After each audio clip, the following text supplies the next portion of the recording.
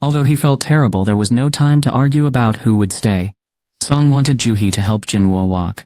"Juhee, can you help Song?" "Yes, of course." But when Juhee tried to stand up, she fell to the ground. Ash. She tried hard to get up, but soon tears filled her eyes.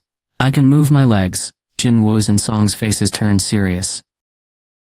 Juhee looked really unwell. Her lips had turned blue, and her body was shaking a bit. This happened because she used too much magic when she was already very tired. Jinwoo felt terrible seeing her like this because she tried to heal his leg. He wanted to say something, but there was no time. A loud creaking noise filled the air as the statues got closer to the altar. Jinwoo pulled his hand away from Song and sat down on the floor. Song looked shocked by what happened. "Please take Juhee and leave Mr. Song," Jinwoo said firmly. "I told you I'm staying, and who will help Juhee?" Jinwoo couldn't even stand up by himself. So how could he get Juhee out in time? Of course they could just leave her here.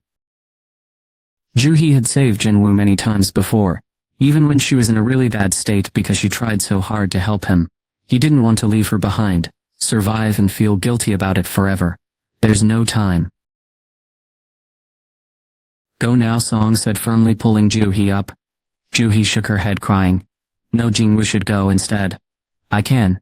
Jinwoo said, "Remember, I promised to take you to dinner." He handed her a small glowing stone. "You go first," he said. "I'll collect my change from you if I get out of this place." She frowned at him as he smiled. "How can you joke at a time like this?" He nodded to Song, who gently hit Juhee on the back of her neck. Thud. Juhee fainted. Song lifted her as she lay on his shoulder. "I'm sorry," Song said. "It was my decision," Jinwoo replied.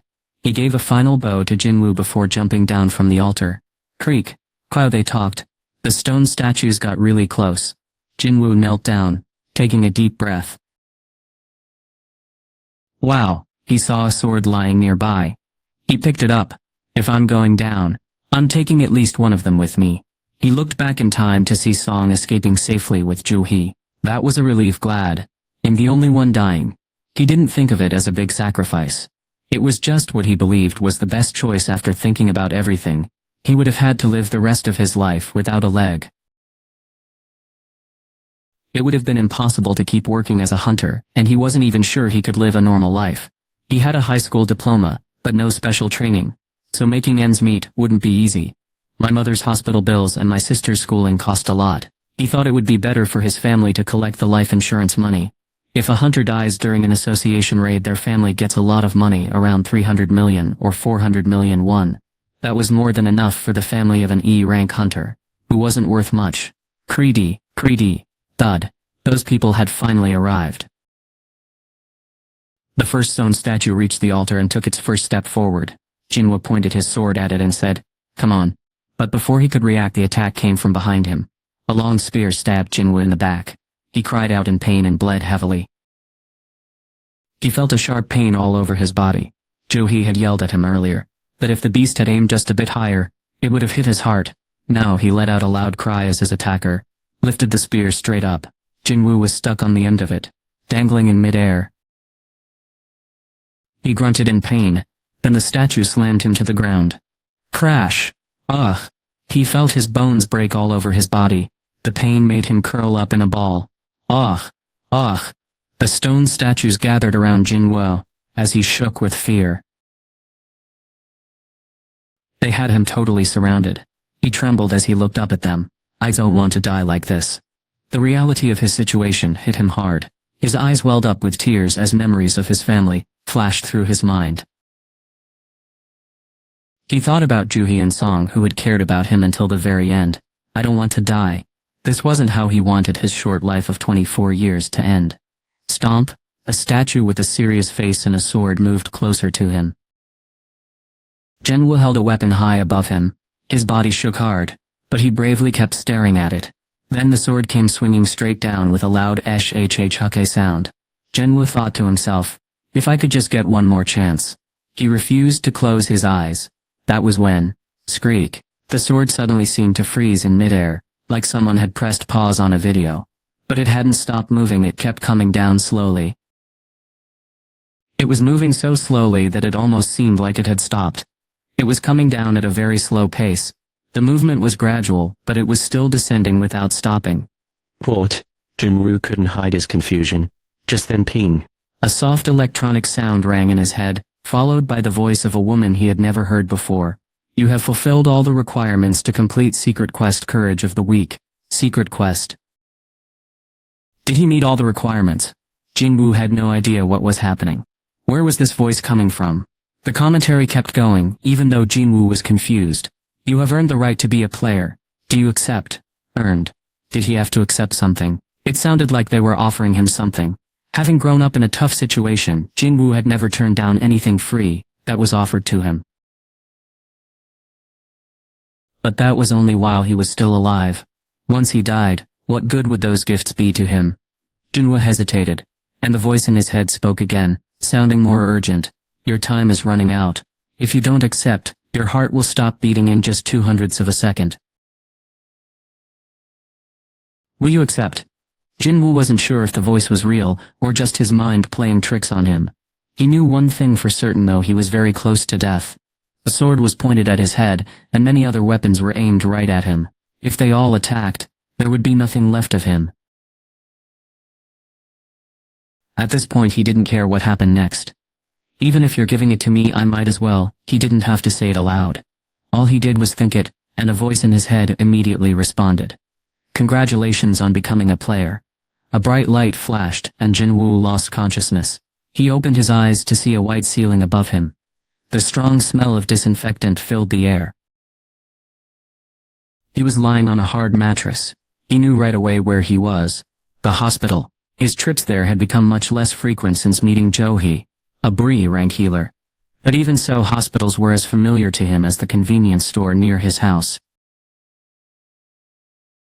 There was even talk that Jin Woo-sung had a special room at the hospital connected to the Hunters Association.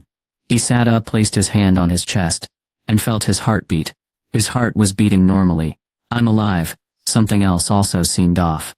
His body felt really strange and light. Every time Jinwoo woke up in a hospital, he was usually confused and had trouble moving. But this time was different. He felt wide awake, as if he'd had a great night's rest. What just happened? This didn't make sense when he thought about what occurred before he passed out. He remembered a sword falling toward him. Even if it had missed him by luck, he was totally surrounded by scary enemies. A strong team would not have stood a chance against them. Did I survive? It felt like a dream. Luckily there was a clear way to check what happened. Jinwoo lifted the blanket covering his body. If it was real, Jinwoo would lose a leg. But if it was just a dream, are you awake? Jinwoo jumped and turned toward the deep voice coming from a corner of the room. I'm sorry if I startled you. We couldn't wait any longer, you see. Two men in black suits walked toward him. Jinwoo blinked at them, confused. Who are you? He asked. He didn't recognize them at all. The man with a short military haircut handed Jinwoo a business card. This is what we do. Jinwoo took the card. Jeonchul Korean Hunters Association Surveillance Team. The surveillance team was a special group within the Hunters Association made up only of strong hunters. Their job was to watch over all the other hunters in the association, which made sense because they were the best of the best. Jinwoo was still confused though. But what brings you here?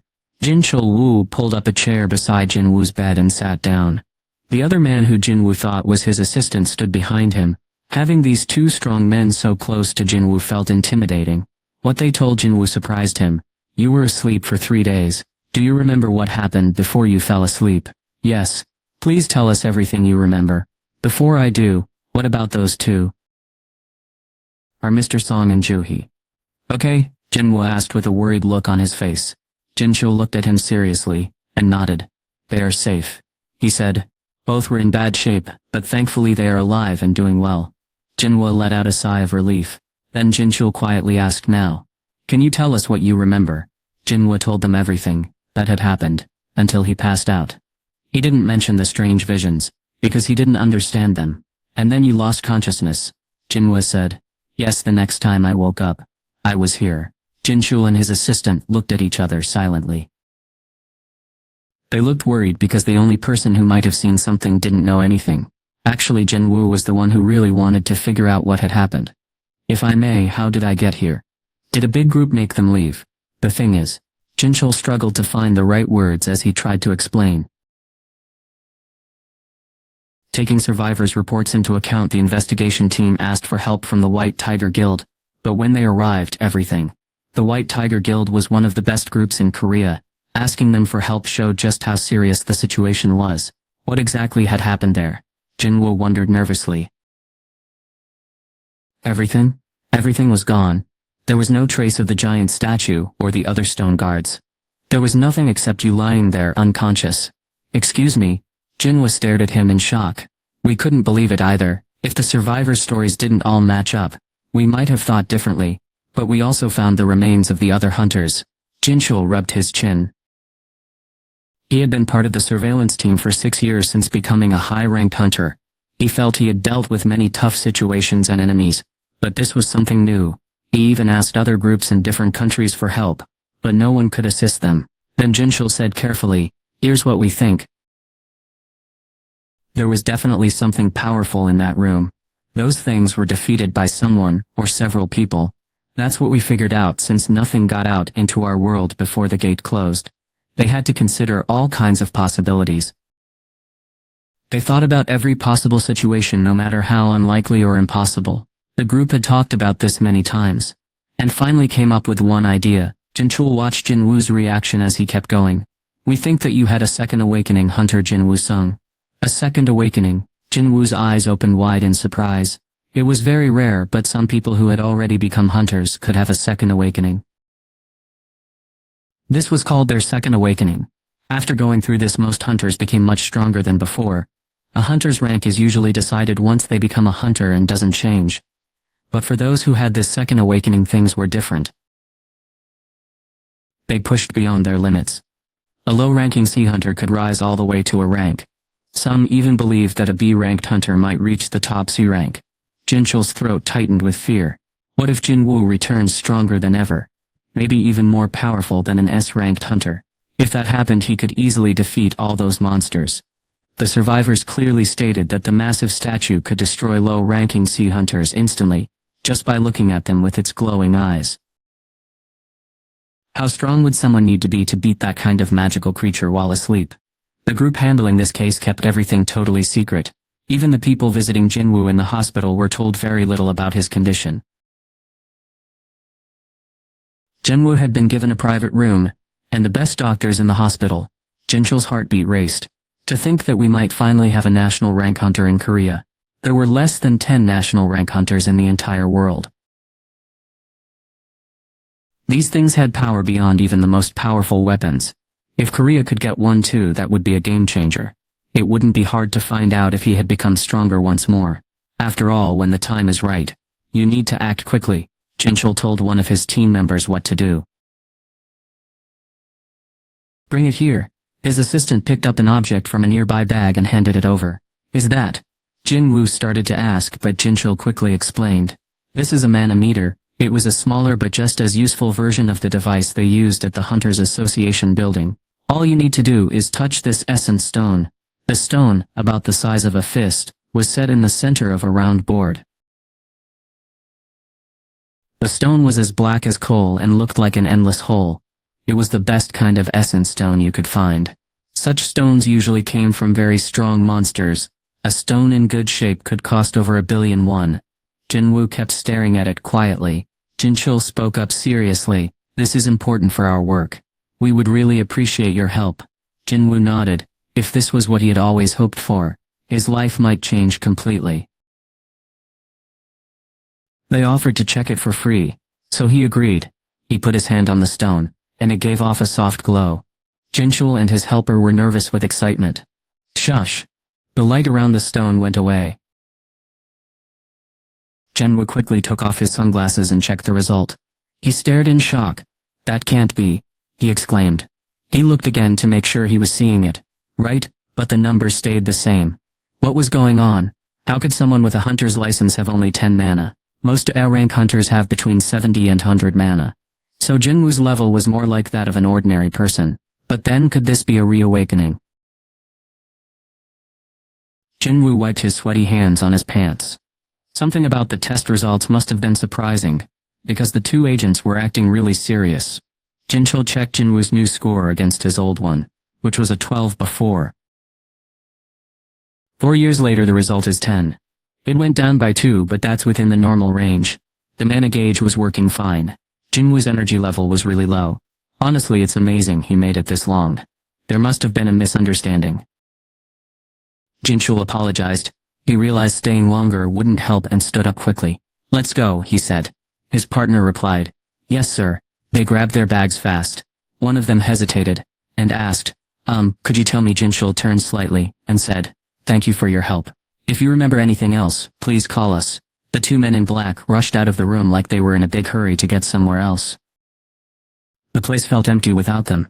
Jinwoo rubbed the back of his neck. He shouldn't have gotten his hopes up. If he really thought about it, he didn't feel any different other than that strange sense of coolness. Plus, even if he had experienced a second awakening, it would have been impossible to defeat all those magic beasts by himself. Maybe if it was an S-rank hunter like Jongin Choi or Gun Hee-go, who might be considered the best even among S-rank hunters, they could have taken them on alone. But since he had never seen either of them fight magic beasts before, he couldn't really know for sure. Not much was known about S-rank hunters. He felt like he was on top of the world. Lost in thought, Jinwoo looked up at the ceiling. As soon as he did, something caught his eye. Letters were floating in the air. "You have unread messages." Jinwoo blinked hard to see if it would go away. The letters stayed right where they were. He shook his head and rubbed his eyes, but nothing changed. He placed his hand on his forehead and bent down. A few days ago he was hearing voices, and now he was seeing things that weren't there. Maybe something really was wrong with his brain. There's this thing called post-traumatic stress disorder, or PTSD. It happens when someone's brain struggles after something very scary occurs. It's a condition that often affects people who have gone through very traumatic events or serious accidents. For someone who survived a life-threatening situation and lost many friends, it wasn't surprising to hear voices or see things that weren't there. But some things didn't make sense no matter how hard he tried to explain them. He looked down at his leg. "My leg is fine," he thought.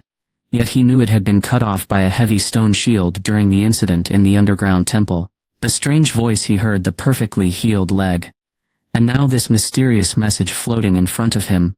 All seemed too strange to be just random events. Maybe these things weren't separate at all. Maybe they were all connected somehow. Jinwoo felt a little better when his headache became less severe. He looked up, now more curious than before. Now that he was calm and his head did not hurt as much, Jinwoo wanted to read the messages. They might explain some of the strange things happening around him. Reaching out, Jinwoo took the letters in his hand. Jinwoo's fingers went through something, but it didn't seem to work. He was so used to touch screens that he couldn't think of another way to open the messages. As Jinwoo thought about how to read the messages, he remembered what had happened right before he fell asleep. He had talked to a strange voice earlier. He wondered if he could just think his commands, or if he needed to say them aloud. Jinwoo decided to try speaking different words to see if they worked. "Check," he said. "Message. Check message. Check message. Read. Message. Look. I want to look. Let's take a look. Show me." Just then, Jinwoo felt like someone was watching him. He turned around and saw his sister standing in the doorway. She was wearing her school uniform and peeking at him with the door half open. Jinwoo said, unsure of what to say next. He had been caught asking someone to show him something while looking up at the ceiling. He couldn't explain why he was acting that way. "You sure you didn't hit your head?" his sister asked from across the room. Gina Sung kept staring at him with suspicion. Even after he answered, "Are you really okay?" she asked again. "I said, I'm fine," Jinwoo replied. She looked him up and down, as if checking to see if he was hurt before rushing toward him quickly. Jinwoo raised his hands to protect himself, as she started hitting him lightly. "I told you to stop getting hurt," she said angrily. "Do you know how worried I was? I'm sorry. Other hunters don't get hurt like this. Why does it always happen to you?" "Sorry," Jinwoo said again softly. Gina's hitting stopped, and she looked down with tears in her eyes. Soon she started crying. Jinwoo gently patted his sister's back as she sniffled. His heart felt heavy. How could he even think of leaving her behind by dying? He was glad to be alive, remembering the giant's fiery gaze, the shield that had hurt him so badly, and the spear that had pierced him. There were many times when he thought his life was in danger. Jinwoo slowly opened his eyes, feeling like he had just escaped a terrible nightmare. He blinked a few times, trying to clear the haze from his vision. Above him, he noticed something strange, words floating in midair. You have unread messages. They read. He shook his head, confused. The room was quiet, except for the soft sound of his sisters crying. Jinwoo sat up and looked around. Everything seemed normal now, but his mind raced with questions. How did he get here? What had just happened? None of it made sense. Despite the confusion, one thing was clear. Jinwoo was alive. He could see his family again. That thought filled him with relief and hope. His sister sniffled softly beside him. After a while, she finally stopped crying, but kept talking to him, for almost an hour. Got that? She asked firmly, as if making sure he understood something important. Jinwoo listened quietly, still trying to process everything that had happened. But deep down, he was just grateful to be safe, and with his family again.